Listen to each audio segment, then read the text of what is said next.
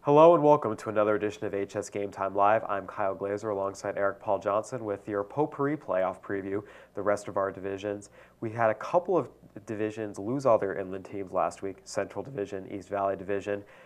Now all we have left, the Eastern and the Northwest among the smaller divisions. Eric, are we going to still have any teams left in those divisions after this week? Yeah, we have 5 teams left now, and they all have very tough matchups.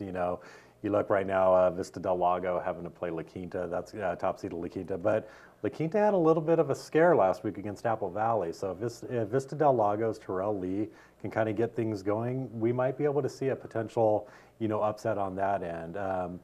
I think the marquee matchup a lot of people are looking forward to is going to be the Norte Vista versus Serrano. You got Serrano with their very disciplined defense, real physical style facing Norte Vista's running game there.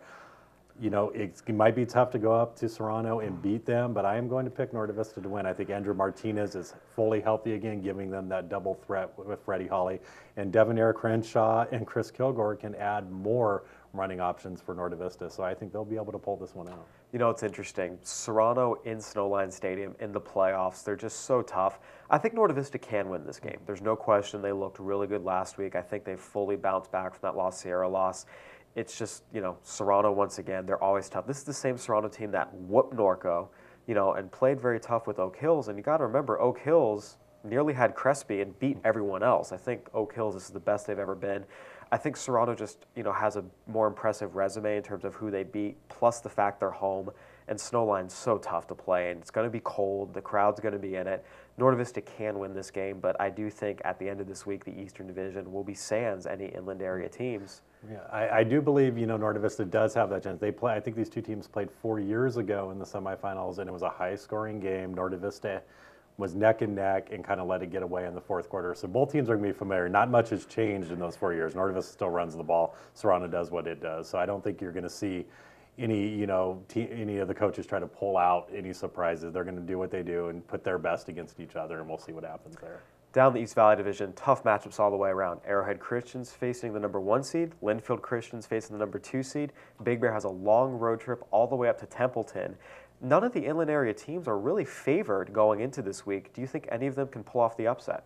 I think a couple teams do have the chance. I think the maybe surprise here, I think Arrowhead Christian might have the best shot against Pasadena Maranatha here. Right now, they can put up points. I think that could be the closest one of the match. I think Linfield has the toughest road right now of having to face Templeton on that far ride. You mean Big Bear? Big Bear has the tough road, having to go all the way to Templeton in there. And then, Linfield against Pasadena Poly, that I think is another winnable game there. But yeah, we could definitely see, an 0-3 out of those 3 teams. We talked about the Pac-5 West Valley. I could see inland teams going 4-0 or 1-3, or excuse me, I should say 3-1 or 0-4. I think in this division, I can see 0-5. I can maybe see 2-3. I don't see the inland area coming out of this week with a winning record. Yeah, it's definitely going to be a tough matchup, but there are winnable games there, so we'll see. Some teams on the road will make it that much tougher, though. Absolutely. All right, well, that'll do it for our Potpourri playoff roundup. I'm Kyle Glazer alongside Eric Paul Johnson. Thanks for tuning in.